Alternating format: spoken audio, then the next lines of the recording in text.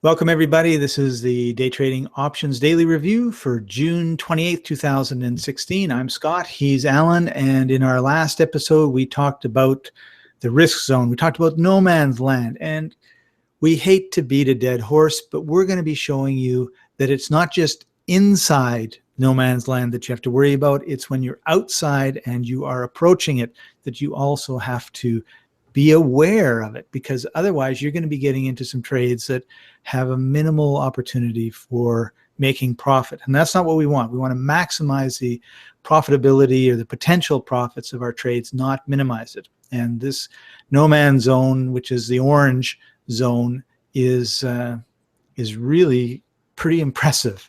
So, Alan, let's get talking about what happens when you are outside the zone and heading towards it. Yeah, good point. And so in people that know a little bit about trading have heard the phrase support and resistance. So the idea is that this line is a resistance when you're heading out, but it acts as support, means the price bounces off of it when you're coming to it. Is it perfect? No, but like most support resistance, it's a zone where as you get close to this range, it's going to fight you.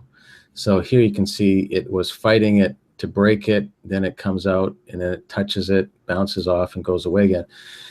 So that's the whole point is that it's you don't want, and this is based on lots of analysis, you don't want to take this trade because that is a support price. So that's going to fight the move down. And so in other words, even if you're right and it does go down, it's going to probably not go any further than the orange area, which means how much could you actually have made? Because you're not going to get in on the first candle, you get in on the second. So you have a minimal profit opportunity. Right. Now, if you use our rules in a modified way, and some people, of course, do, and we like it that you get your good trades down, but see here you've got the background tint and you've got this K-band tint, which you can just see it's a little bit faint. You can change all the colors, but you say, well, I could have got this trade here because it broke this that line. And yes, that's true because you've actually got color and all that stuff. But see, that's that I'm going to fight you. You shall not pass. It's not quite as strong as that, but it's another one of those areas that you're going to run into some trouble when you start hitting a support or resistance point. That's a big part of the training that most people teach, but we certainly look at. Now, what I'm going to do is, it doesn't matter what day you pick, and that's why these indicators exist, is because why is it failing here? What is it about here? And it's a math and human behavior thing that this zone exists, and it works very well. So here's a different stock, same day, different stock. The support resistance line is this little sliver thin. That doesn't happen that often, but it does happen. It's not about how it looks. It's about that's the line. And you'll notice that it comes and it bounces against that line a bunch of times, and then it breaks it over there. But what is that? Well, that's that support resistance. Well, let's go look at another stock. And so here you can see a bit of the orange, right? So yes, it bounced off of it here once, and then it finally breaks it to the other side. And then what happens later in the day? It gets close to this thing and it fights it. It rolls off of it again. Well, it's like I say, it's not super to the penny, but let's go look at some more things. So how's this stock look? Well, it came to this point, came back out, and then it had to try it again. You can see how it struggled to break that. It breaks it, and then it struggles on the other side, struggles over here, breaks it, comes back in, and then finally does something. But even there again, it comes back to that area. And that's why we, in the training, talk about the things you can and should not do based on, you're here to make money. You don't trade in the risk zone unless you're an expert and you've got your regular moves. Like this is a classic, great regular move down. Let's go look at another stock. What did this one do? Looks like it bounced along the top and then it got in and it bounced along inside and then it kind of poked its nose out and then went back inside. Yeah. So here it peaked and then it, peaked and then it's like pinball in a channel here. And then it, breaks. And then what does it do? Is it touches it, breaks it. And so it's struggling against these support lines. And, we can go pick random days, but it's like, well, why don't we just look at that? Here's another example of it barely breaks it. It peaks inside of it, but it's like, nope, when you hit that, you're gone. What did happen here? It peaked inside here and it's like, no, you're gone. And then it finally breaks it and it has a little bit of trouble here, comes back in, but you'll notice here again, it's testing. Well, what's going to happen here? It's going to test it. Okay, that's fine. That's the part of what takes time, which is why you want to spend time on this, is you look at this and you go, I'm going to start getting a feel for it. And what is this one? Well, it had trouble breaking it. And then what does it do? It comes right to here, touches it, and then runs away from it. This is not like 1 + 1 = 2, and therefore this is about the more general stuff. It's like, well, what is the behavior? Well, the behavior is very simple. When it's above the risk zone, you buy a call. When it's below the risk zone, you buy a put, assuming all the other parts are in there. And that's why we teach that kind of stuff, is who wants to know about where's the perfect time to break in this and it doesn't break? And that's a lower probability for success. So if we go back to that first stock that we looked at here, I know somebody that bought a put here. There's no tint.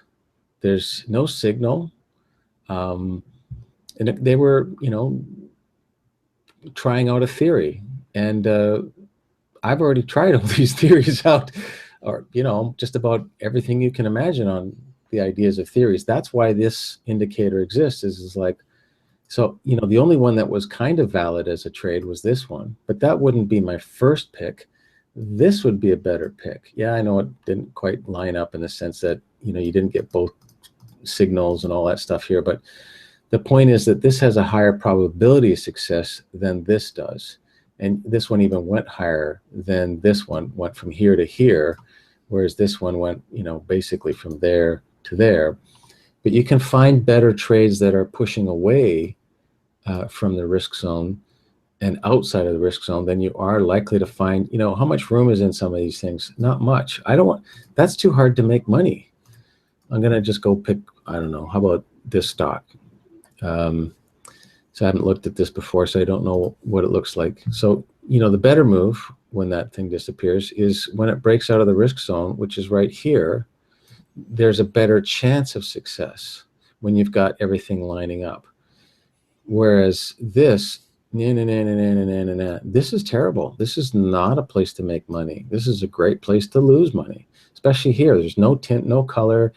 You're trying to make money in either direction, you're going to lose because it's not doing it. It's not trending. Anyways, there's just no money there. And the point that you have to know about day trading is most of the stuff is a not make money in day trading situation. We need to wait for.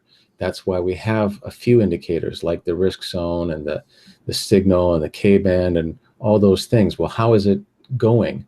Well, you don't want to be going to the benchmark. You want to be going away. So this trade, and that's where all the training comes in the practices.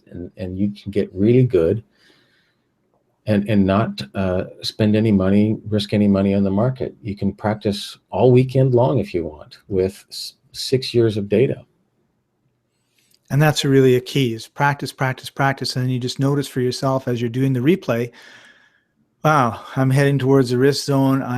It's just not working out very well. And then you get to know what the setups are for good trades versus poor trades. And you end up solidifying these rules. And then when you have a bad day, well, I broke rule 1 and 5 and 7 and 3. And Yes. That's why I had a bad day. I'm going to learn not to break the rules. The hardest part is getting our emotions out of the trade and just saying, okay, there's a lot of emotion in the market. that's what's driving a lot of these things. But there's also a lot of, when it hits RA, it changes direction, or when it hits this support zone area, it changes direction. And you don't have to know why, just have to know, okay, that's what happens. So be aware. If I'm getting close to certain lines or certain areas that are painted on the screen, then I need to be careful. Yep. And some of the thing is because we like to make money. It's fun to make money. And so we're out there hunting for, and that's where we invent a trade. And so, yeah, if you don't have the 5 out of 5 things you need, you're more likely to lose money in a junky situation. Because look how bad this one is. It's right there. There's no money. Well, why'd you get in? Because I wanted to make money. Well, didn't you just plan on giving away money when you jump in the risk zone or some sideways thing? So thank you, That's right. Scott. Awesome. So thanks everybody for joining us. Make sure you subscribe, hit the little subscribe button, bottom right-hand corner if this is on YouTube. Share and like the video, leave some comments, and see us on Facebook. And if you want to know more about the software and the training that we have, head over to www.wavesofprofit.com. And we'll see you next time. Bye-bye.